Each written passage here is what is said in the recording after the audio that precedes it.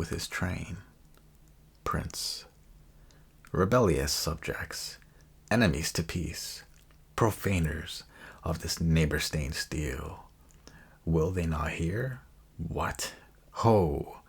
You men, you beasts, that quench the fire of your pernicious rage with purple fountains issuing from your veins.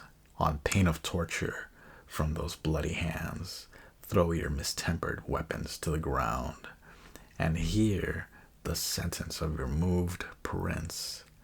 3 civil brawls, bred of an airy word, by thee, old Capulet and Montague, have thrice disturbed the quiet of our streets, and made Verona's ancient citizens cast by their grave, beseeming ornaments, to wield old partisans in hands as old, cankered with peace, to part your cankered hatred.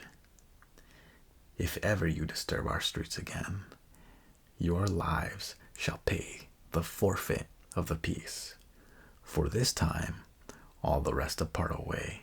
You, Capulet, shall go along with me, and Montague, come you this afternoon to know our farther pleasure in this case.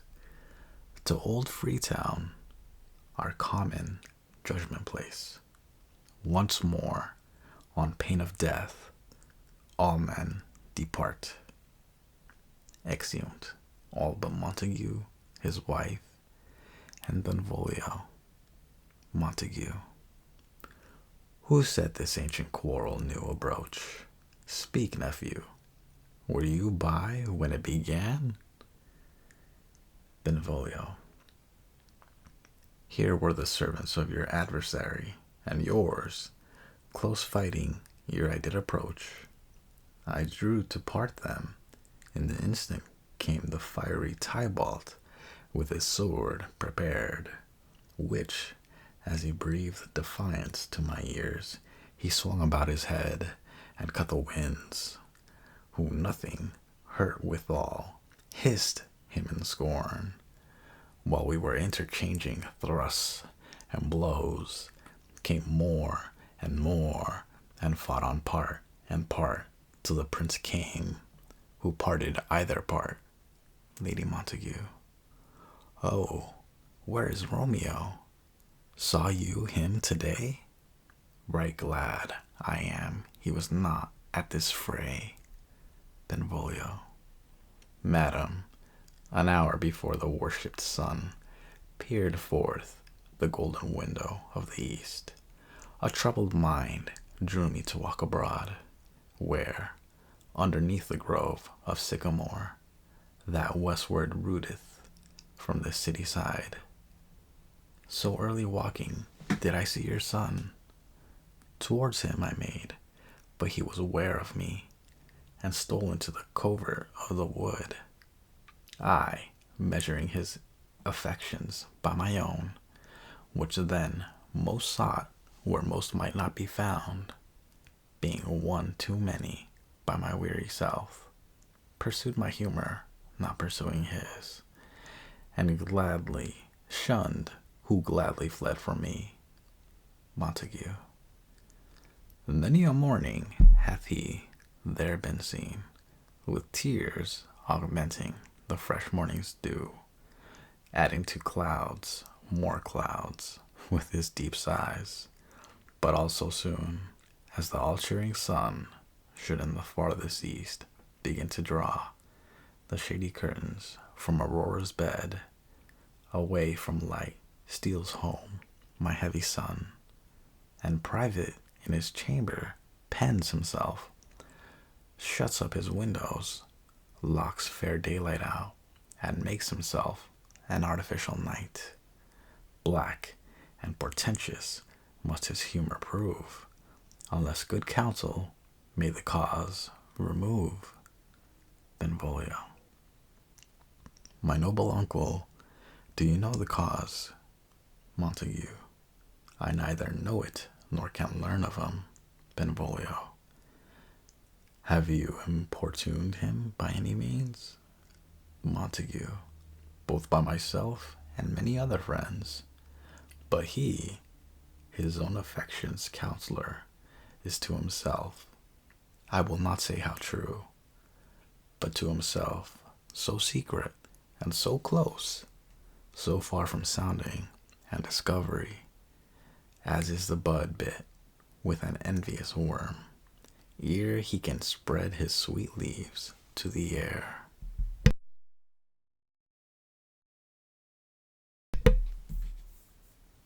Or dedicate his beauty to the sun. Could we but learn from whence his sorrows grow, we would as willingly give cure as know. Enter Romeo. Benvolio, see where he comes. See, Benvolio, see where he comes. So please you step aside. I'll know his grievance, or be much denied. Montague, I would thou wert so happy by thy stay, to hear true shrift. Come, madam, let's away. Exeunt Montague and his wife. Benvolio, good morrow, cousin. Romeo, is the day so young? Benvolio, but new struck 9. Ay me, Romeo, sad hours seem long. Was that my father that went hence so fast? Benvolio, it was. What sadness lengthens Romeo's hours? Romeo, not having that which having makes them short. Benvolio, in love?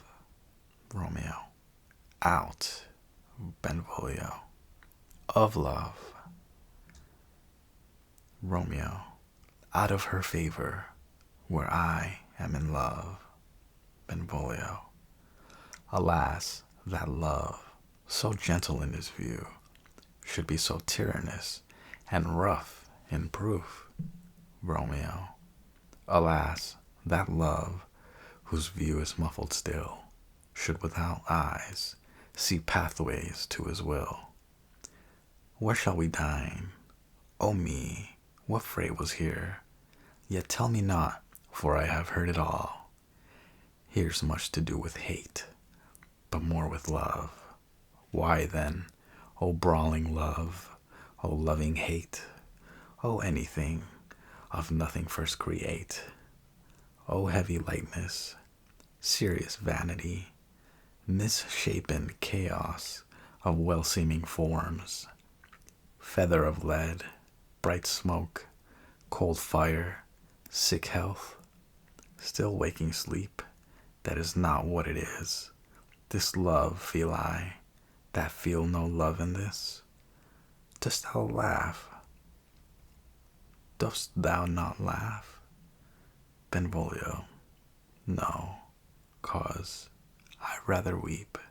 Romeo, good heart, at what? Benvolio, at thy good heart's oppression.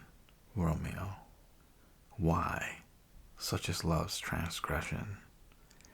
Griefs of mine own lie heavy in my breast, which thou wilt propagate, to have it pressed with more of thine.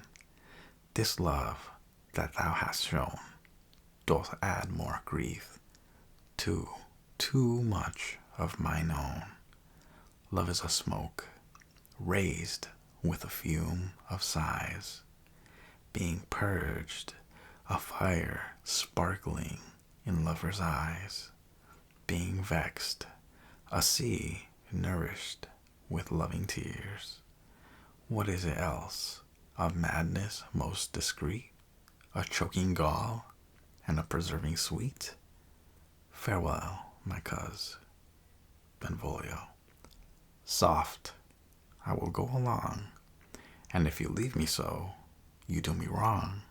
Romeo, tut, I have lost myself. I am not here. This is not Romeo. He's some other where. Benvolio, Tell me in sadness, who is that you love? Romeo. What, shall I groan and tell thee? Benvolio. Groan? Why no, but sadly tell me who.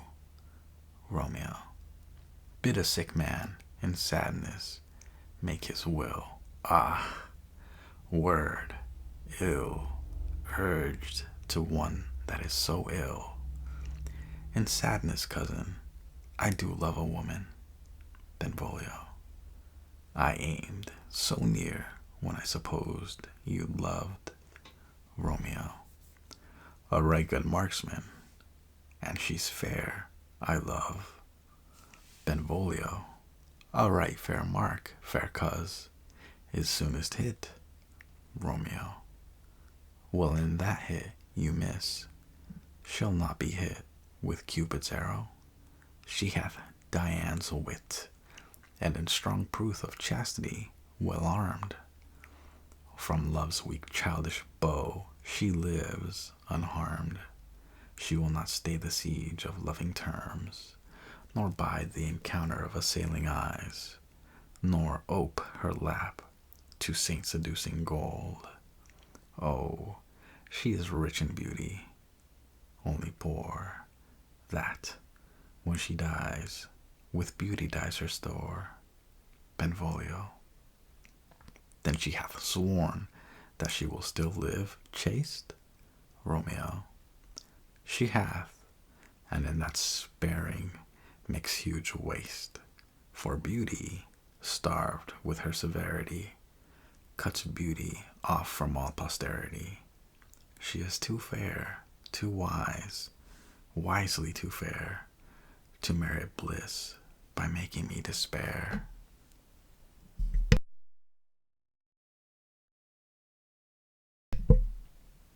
She hath forsworn to love, and in that vow do I live dead that live to tell it now.